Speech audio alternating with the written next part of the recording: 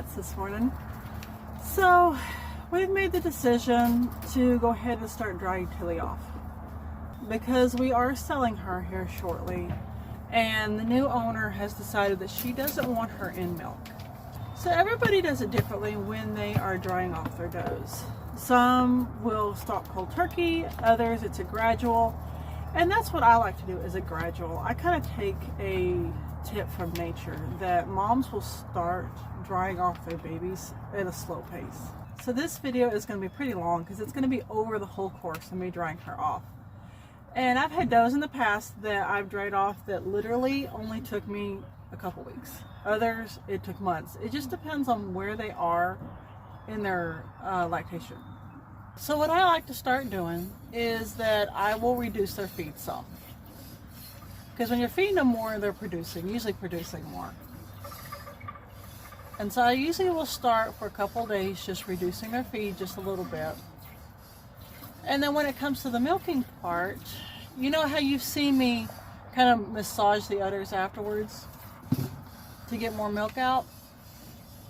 I won't do that part. So I'll just milk until I get to that point. Till the udders are fairly drained, but not completely.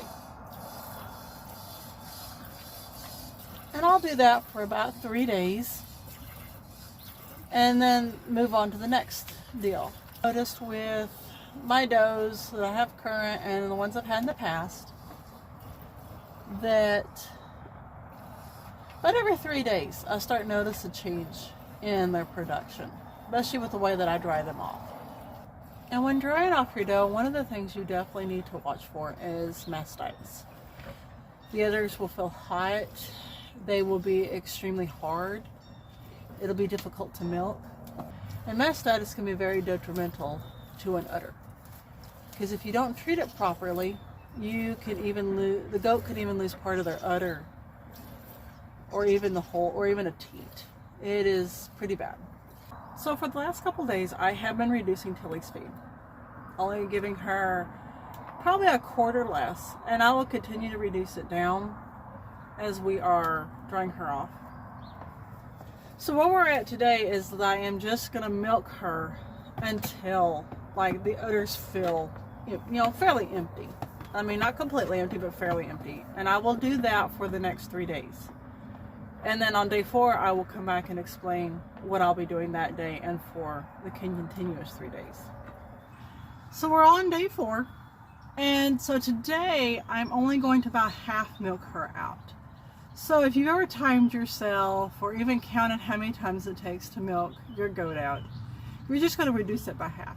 I have done the timer method. Today I'm just going to do kind of a counting method of how many times that I squeeze each teat. So I figured up one time that it was about 75 squeezes total when I milk Tillie out. So today I'm just going to do half of that and then stop. And so by doing this, by slowly reducing it down, it just helps signal to her body to stop producing the milk.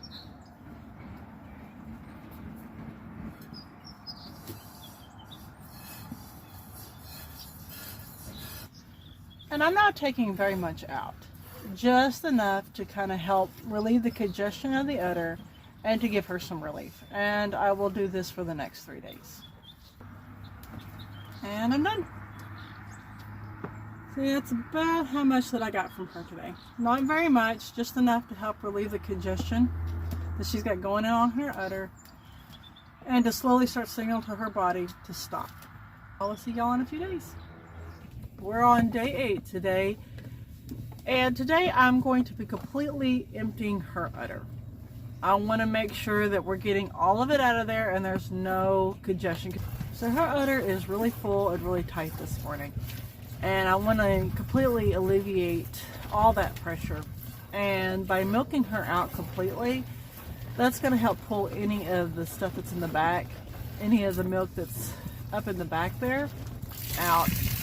I don't like to let the milk sit in the udder too long, because the longer that it actually sits up in there, the longer that it could develop bacteria and cause mastitis. I usually won't go more than like 3 days letting the milk sit. And during the time that you're drying your dough off, they can be a little pissy. I know she has been a lot, like her attitude has been pretty bad lately. Oh yeah, I can feel some knots. Even after I have pretty well drained the udder, I can feel some knots up here in the back. Go try to work them out. Because it's in those knots where definitely they could develop mastitis. And I feel like untreated mastitis is kind of like a death sentence to the udder. It's not something that you play around with. And definitely not one of those things that you wait and see with. She's being really touchy this morning. You can see how she's dancing around and she's stomping and everything. She's not enjoying me completely getting all this out of here. Because like I said, she does have some knots this morning. So I let her go an extra day milking her out. Because yesterday was Sunday and we're really busy on Sunday mornings trying to get ready for church. Still trying to take care of animals and get out the door. There we go, girl. That should feel a lot better. So I got quite a bit out of her this morning. Kind of hard to show y'all. So from this point, now that I've completely drained her udder, giving her a relief, getting all the stuff out of there, I'm going to start switching to an every other day milking. Now you're going to have to really watch it when you're doing these every other day milkings, is because their udder is going to fill up with 2 days worth of milk. So if your dough is still producing a lot at this point, so like, you know, so how I completely drained her out, if I was to get like say a bucket full, I wouldn't do the every other day milking yet. I would just stick with barely milking her out and then every 3rd day completely draining the udder until she slowed down some. But because we did get quite a bit, but it's not a lot, even for her it's not a lot, then I'm going to start switching to an every other day milking. So today's day 8, so I won't milk on day 9, but I will completely milk her out on day 10. And then same thing with like day 11 I won't milk, but then day 12 I'll milk her completely out. And then I'll come back on day 12 and talk with y'all a bit more of what I do from this point on. And it's just based on how much milk I'm getting. So on day 10 I will probably get a lot of milk. And that's just because we are going longer without milking her. But by day 12 it should start dropping. You should start seeing a decline by that point. If not, then you know you might have to take a step back and go back to just barely milking them out. And you're just trying to basically, you know, you're trying to trigger their body to stop producing. That's why I said I don't like the method for letting the milk just sit. So you don't milk them, you know, for days, you just let it sit. It just increases your chance of having mastitis or other, you know, other complications in there. Alright, so I'm going to go in and take care of the milk, and I'll see y'all on day 12. So we're day 12, and today I'm going to fully milk her out again like I did on day 10. So on day 10 we got a little over a pound. I'm hoping for a lot less this morning. If we get less, that actually will help determine how long that I go with this next stretch. Usually by this point I will go like a couple days, so we're like I said, we're day 12, and I wouldn't be milking until about day 15, going an extra day in between. And then like each time after that I just lengthen it out. It just all depends on how much milk we get this morning. She didn't seem oddly tight or anything this morning. Like her udder wasn't extremely full.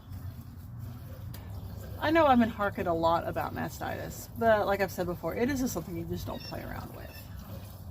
So something else you could do to kind of help dry your doughs off a little faster is there are certain herbs you can give. Peppermint is a really good one. You can even use a peppermint essential oil and rub it on the udder. Just make sure that you dilute it. So it would only be like a couple of drops per tablespoon. And you could just massage that on the udder after milking, and even on the in-between days, and that will help dry them off pretty fast. Another herb is parsley. Because parsley is a diuretic, it actually helps eliminate a lot of the excess fluids. It will help dry them off really fast. Now another herb is sage.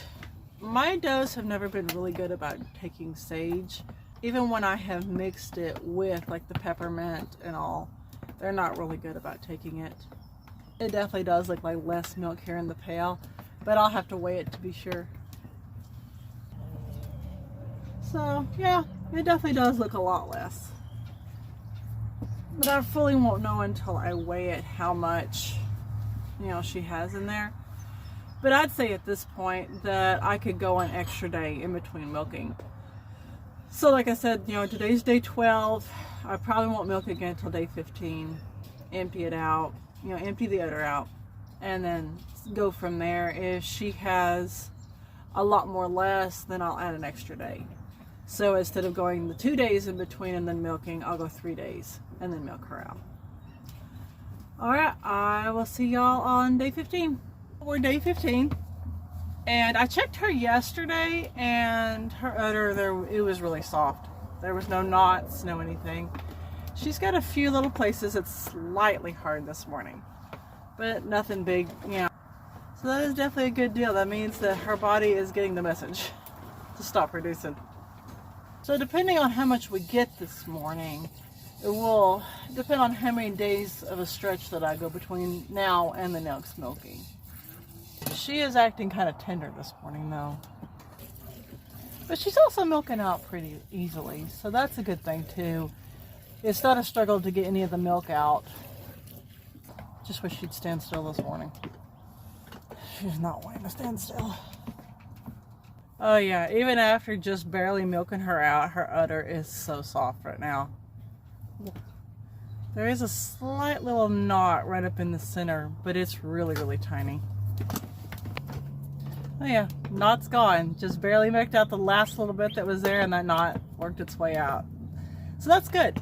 Like she definitely is dropping pretty fast. And that's what I want to see. That's what I really want to see. So we might have got a little bit more than we had on day 12, but I don't think it's much more. From here, I'm either going to be adding an extra day, so it'll be 4 days or 5 days. I will check her in 4 days, and if her udder is extremely hard, then I will have to milk her out. If not, I will go an extra day before milking, and I will see y'all then. So we're day 21. So I checked her udders on the 19th, and really, really soft, no problem. Checked her on the 20th, still same thing. So I'm gonna go ahead and milk her out today, just kind of give her some relief. Her udders are not even slightly tight.